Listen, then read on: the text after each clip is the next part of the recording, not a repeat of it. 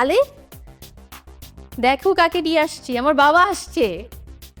এত খুশি ওর গেছে কি ব্যাপার? আপনি আমাদের বাড়িতে কেন? যান, বের হয়েছেন। আলিফ, তুমি কিন্তু ভুলে যাচ্ছ সে আমার বাবা, হ্যাঁ তো, তোমার শ্বশুর হয়। তুমি তাকে এভাবে অপমান করে কথা বলতে পারো না। আমি তো একটাবারও বলি নাই যে সে আমার শ্বশুর না।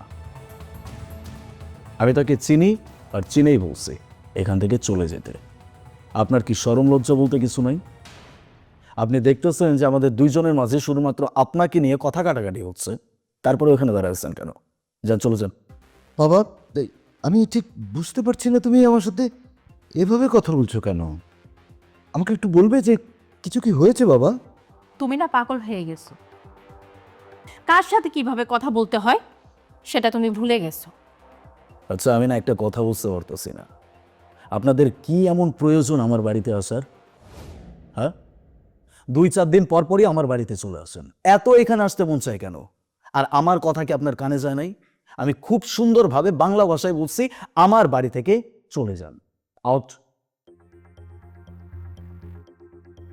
দেখো বাবা, আমি তো তোমাকে আজকে থেকে দেখছি না। আমি তো তোমাকে অনেক দিন যাবত দেখছি, তুমি তো এভাবে কথা বলো না কখনো। আমাকে একটু খুলে বলবে যে কি কোনো সমস্যা হয়েছে কিনা। আর আমাদের দ্বারা যদি তুমি কোনো কিছু মনে করে থাকো, আমাকে একটু খুলে বলো। এভাবে তো তুমি আচরণ করতে পারো না আমার সাথে। তার মানে আপনি জানতে চাচ্ছেন যে আমি আপনার সাথে এমন আচরণ কেন করতেছি, তাই তো? হ্যাঁ। শোনেন তাহলে,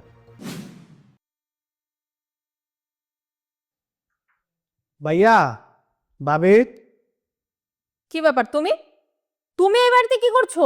এখানে কেন আসছো? ভাবি, 2 দিন পরে আমার অ্যাডমিশন পরীক্ষা, তো তাই ভাইয়া আসতে বলছিল। তোমার অ্যাডমিশন পরীক্ষা, তো এখানে আসবে কেন? না মানে, ঢাকা শহরে আমার তো ভাইয়া ছাড়া কেউ নাই, এজন্য ভাইয়াই আসতে বলছিল। আদিক্ষেতা দেখাইতে আসছে যে ঢাকা শহরে আপন বলতে কেউ নাই। এই শোনো, এই বাড়িটা যতটা তোমার ভাইয়ের, ততটা কিন্তু আমারও। আমার পারমিশন নিয়েছে? আমার পারমিশন না নিয়ে আসতে বলে দিয়েছে। এই তোমরা জানো না তোমাদেরকে আমি সহ্য করতে পারি না? চলে আসছে মুখ উঠিয়ে। এই যাও এখান থেকে, যাও। ভাইয়ার সাথে দেখা না করে চলে যাব ভাবি? হ্যাঁ, না বলেই চলে যেতে হবে? ভাইয়ারে বলতে হবে? এই আমি বলতেছি, এ তো হইতেছে না। যাও এখান থেকে, ভাইয়াকে বলতে হবে না। দেখেন ভাবি, আপনি কিন্তু আমার সাথে খারাপ ব্যবহার করতেছেন। আমি কিন্তু ভাইয়াকে বলে দেবো। তোমার যা ইচ্ছা তুমি তাই করো, ভাইয়াকে বলে দিবে। আমিও দেখতে চাই তুমি তোমার ভাইয়াকে বলে তোমার ভাই কি করে। এই মুহূর্তে এখান থেকে বের হবা, নাকি আমি ঘাড় ধাক্কা দিয়ে বের করবো?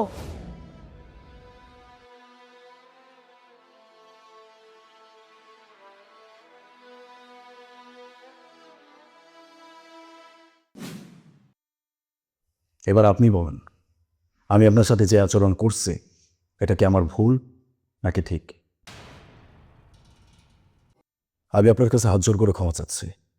আপনার সাথে যে আচরণ আমি করছি সেটা হয়তো আমার করা উচিত হয়নি, কিন্তু আমি করতে বাধ্য হয়েছি শুধুমাত্র আপনার মেয়ের কারণে। আপনি আমাকে বলেন, আপনি এত কিছু শোনার পরে আপনার কাছে কি মনে হচ্ছে? আপনার সাথে যে আচরণ আমি করছি সেটাকে আমি ভুল করছি? আমার মনে হয় না। কই, আমি তো আপনাদের সাথে কখনো এমন খারাপ আচরণ করিনি। যখন যেখানে যে অবস্থায় আপনাদের সাথে আমার দেখা হয়েছে না কেন, আমি সবসময় আপনাদের সাথে ভালো আচরণ করছি, সবসময় আপনাদেরকে সম্মান দেওয়ার চেষ্টা করছি। তাহলে কি সেটা আমার অন্যায় ছিল? আপনার মেয়ে আমার ভাইয়ের সাথে এমন আচরণ কিভাবে করে? আপনার মেয়ে আমার পরিবারের একটা মেম্বারকেও কেন দেখতে পারে না? তাহলে কি ওকে বিয়ে করা আমার ভুল হয়ে গেছে? আর যদি সেইটাই হয়, তাহলে সেইটার ব্যবস্থাও আমি করতে পারি। এখন আপনি নিজে বলবেন, আপনাদের সাথে আমি যে আচরণটা করছি এটা সঠিক নাকি ভুল? তোকে আমি এই শিক্ষা দিয়েছি নাকি? শ্বশুর বাড়ির লোকের সাথে কিভাবে আচরণ করতে হয় তুই তোর মাকে দেখিসনি? ও যে আমাকে ঘাড় ধাক্কা দিয়ে বের করে দেয়নি, এটাই তো অনেক বেশি করেছে। আমি আর কোনোদিন তোর বাড়িতে আসবো না। তখনই আমি আসবো যখন তুই তোর আচরণের পরিবর্তন আনতে পারবি। সরি বাবা।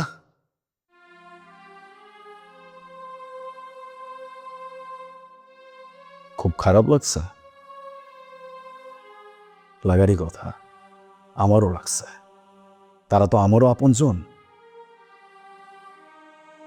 নিজের আপনজনের সাথে যদি কেউ খারাপ আচরণ করে তাহলে একদম কলিজাতে গিয়ে লাগে। আমি অনেকবার বুঝাইছি, শুধুমাত্র তোমার কারণে আমার কোনো ফ্যামিলি মেম্বার আমার সাথে থাকতে পারে না, এমনকি আমার বাবা মাও না। তারপরেও আমি কিচ্ছু বলি নাই। কিন্তু তারা যখন আমার বাড়িতে কোনো কারণে আসছে, তাদের সাথে এমন আচরণ আমি কখনো টলারেট করব না।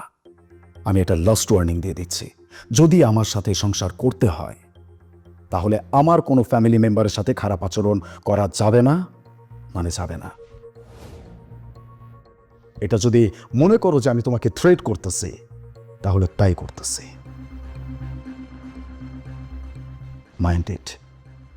আমি যা করছি এটা মাথায় রাখবা, আর যদি মাথায় রাখতে না পারো তাহলে আমি নিজে ভুলে যাব যে তুমি আমার বিয়ে করা বউ।